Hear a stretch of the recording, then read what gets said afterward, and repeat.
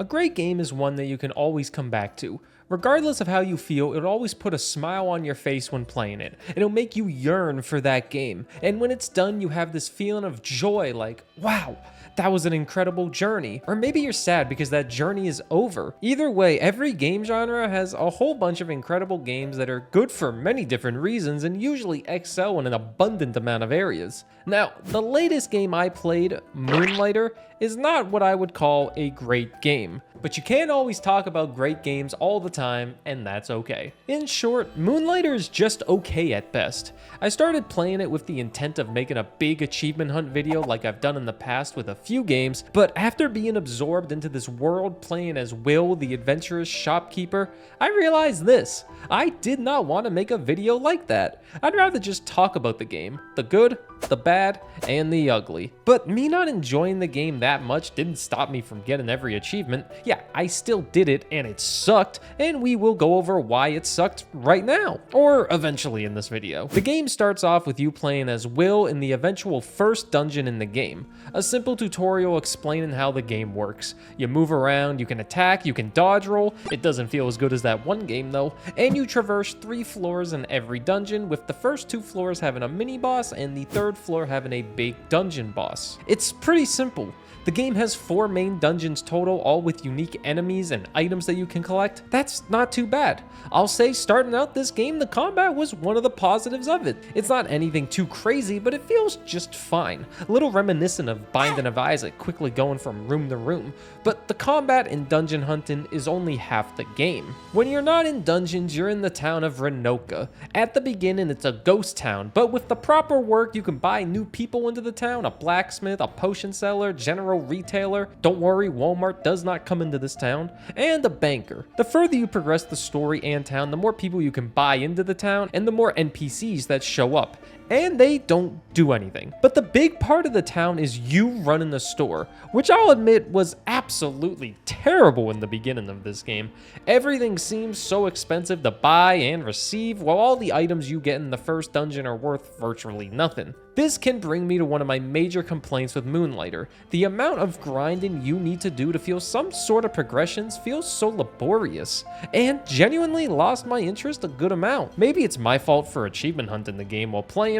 Yo, first investment, achievement unlocked, purchase the second shop upgrade. It's called shop level 1, but it's the second upgrade. Hey, we'll take it. But I swear I told myself I'd quit this game so many times, or I was considering it, but somehow I persevered. Let's get back to the dungeons now. Inside it, you fight enemies. The enemies deal a good amount of damage as you don't have a lot of health, and it's incredibly rare to find any health unless you spend your money on potions. You do get a free fountain that restores a good amount of your health in every single dungeon's level. I will say though, Moonlighter does allow some variety inside with weapon choices. Granted, it's a little bland after playing for a bit, and you'll find your favorite weapons fast. But you do have different options with weapons with crafting. You have short swords, fist, bow and arrows, big swords, and spears. The swords did not feel that good with how slow they attacked, and I stuck to fist for 99% of the game, as they had a fast attack speed, and once you finally start upgrading, you could kill things a bit faster. You also have armor, which adds more health and potentially shields as you upgrade it. Upgrading though is more pesky than you would expect. You can't upgrade a weapon or armor piece to the next level until you fully complete a dungeon, which does make sense. The crafting materials you need can't be found. But the items you can craft are so expensive, and inventory management is a mess in this game, which we will get to. But you find yourself going through the same dungeon so many times to sell the same items in the same tedious store, which you can upgrade that allows you to sell more items at a time, but you also need to find the perfect price so you don't make the customers angry.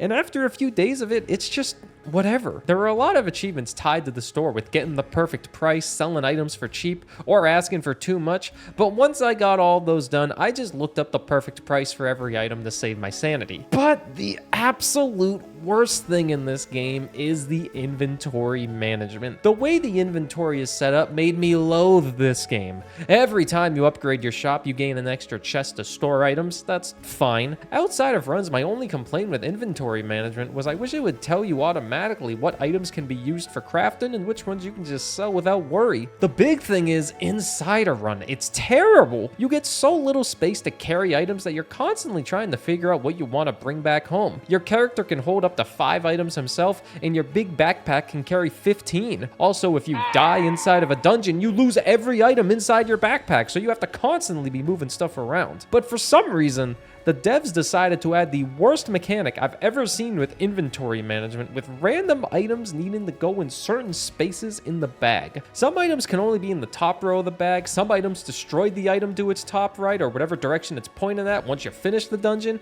and some items just broke after you got hit X number of times. And these items could not be stacked with an item of the same variant if it had no issues, meaning your bag is constantly clogged. For 75% of the game, I complained about the lack of inventory space. The game is nice and you can sell items on the spot, but you get less money, of course. The saving grace that made the inventory manageable was getting a pet mimic. There are a handful of enemies you can gain as a pet if you're lucky enough to find an egg, but the mimic one is the most useful because you can store so many extra items in it. Once I got the mimic, I actually started making a lot more money since I could get 3 times as many items in a single run. So there are some things I dislike. Upgrading is The selling portion got a little tedious, but I will say it's a lot more fun if you make it to the 3rd and 4th dungeons, since then you're potentially making 1,000,000 gold every day selling items. The combat was just fine. The inventory management, yeah, you know. But remember, my initial goal was to get every single achievement. And if you're a fellow completionist, you're probably asking, how was that? It was terrible. In my first initial playthrough, I was able to get 34 or 57 achievements on Xbox in about 20 hours. It has some simple ones with upgrading your shop and the town, killing all the bosses, beating the game, the usual suspects. But once the game was beat, I thought my torture was over, and I was so wrong about that. After beating the game, I spent 10 hours getting 15 more achievements that made me feel a certain way, so to speak. I ended up crafting every single weapon, which felt so monotonous towards the end. Every weapon type has 2 weapons that have 4 levels each, and according to true achievements, since I didn't want to do the math, you need over 8 million gold to craft every single item, and you need materials, which means you need to go through all the dungeons or pay the ludicrous prices from the retail shop. Screw that guy. And after the pain of crafting all these items, there were achievements tied to every dungeon, giving you an achievement for 1,000 kills in it, and then 10,000 kills total, which was absolutely terrible. It doesn't sound that bad, but in a single playthrough, you'll probably get 2,000 to 3,000 kills total in a playthrough. You're lucky if you kill 100 enemies in a single run. For 10,000 kills, I went into the tech dungeon and I prayed I found a certain room to easily farm an enemy that died in one hit. I did this 3 different times, an hour long each, because it was so boring. But the good news is I listened to the documentary Life on Our Planet, narrated by Morgan Freeman. It's crazy to think that life has been around for so long and that 99% of the species that ever existed are extinct. But the worst achievements to get, and I'm saying this is so poorly designed, it's boss-related achievements. You need to kill each boss without taking any damage. That's not a bad achievement. It becomes a bad and poorly designed achievement when you can only fight each boss once in an entire playthrough. So if you kill a boss and you didn't perfect it, well, too bad. You get to play through the entire game again, which I did on New Game Plus to get a handful of boss achievements and beat the game in 10 hours or less. And lucky for me, money did carry over from my initial playthrough and a few items that were kind of useless, but I had 31 million gold ready to go for New Game Plus, which helped me beat the game within 10 hours. New Game Plus is just torture though. I'll say if you don't save any money, enemies do so much more damage and everything is so goddamn expensive. It's like buying groceries as a Canadian. I say all this, but at the end of it, I played Moonlighter for almost 40 hours with at least 6 of them being a good time. I'm not making this video to tell you to never play this game. I'd never do that. It has some great things to it. The graphics are incredible, the music is top tier. It's just the main mechanics of the shop running and combat got a little tedious to me. And some achievements are just awful. But most people will not play New Game Plus and achievement hunt. I'd recommend this game for a single playthrough, but that's it. It had its ups and downs, but was still an experience. An enjoyable one though, that's still up in the air. Ask me in a year. Thanks for watching this quick little video on Moonlighter. You can like and subscribe as it helps out the channel, I think. And if you want to watch games live, you can watch them on twitch.tv/Burr. All the games, even achievement hunts, happen right there. And yeah, that's it. I'll see you next time.